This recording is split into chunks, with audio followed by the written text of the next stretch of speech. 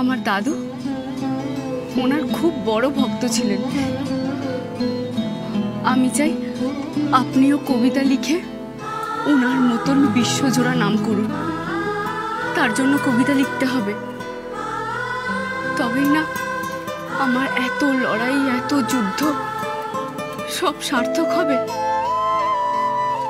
বউ,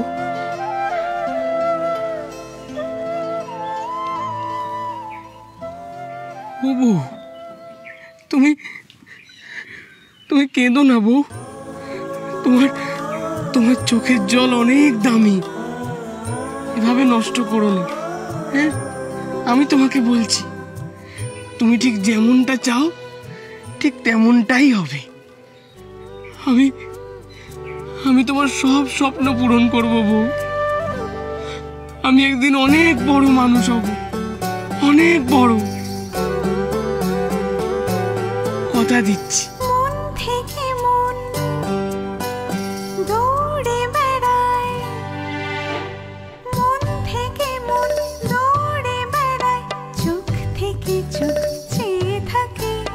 বুঝেও কেন বোঝো না তুমি, কত ভালোবাসি তোমাকে।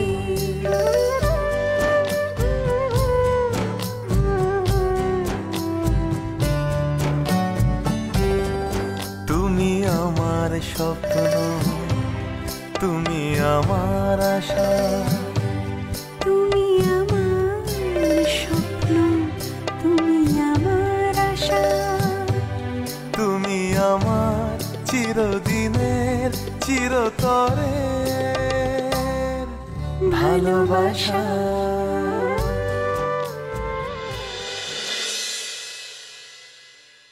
ব্রিটিশদের থেকে অনেক নতুন নতুন জিনিস আমরা শিখলেও এই দাবা খেলা হচ্ছে একেবারে আমাদের নিজস্ব।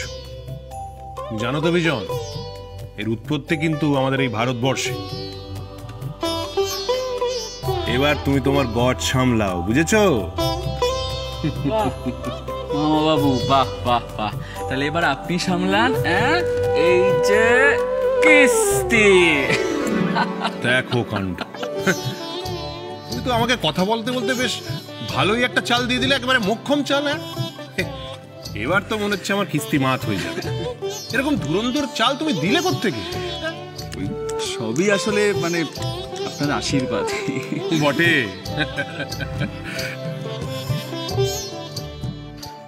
ধুরন্ধর চাল চালতে না জানলে আপনার মতন ধুরন্ধর লোকের নাকের ডগা দিয়ে দিনের পর দিন টাকা হাতানোর জোগাড় করতে পারতাম মা বাবু।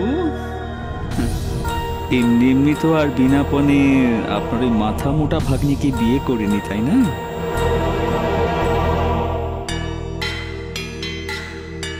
বিজন, যা চাল চেলেছ এবার মনে হচ্ছে আমি হারবই।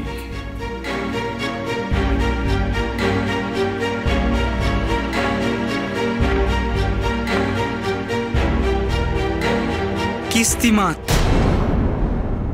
আরে তাই তো, এই সামান্য চালটা আমি এতক্ষণ পারছিলাম না। এত বছর দাবা খেলছি, এরম ভুল তো আমার হয় না। ধন্যবাদ ধন্যবাদ।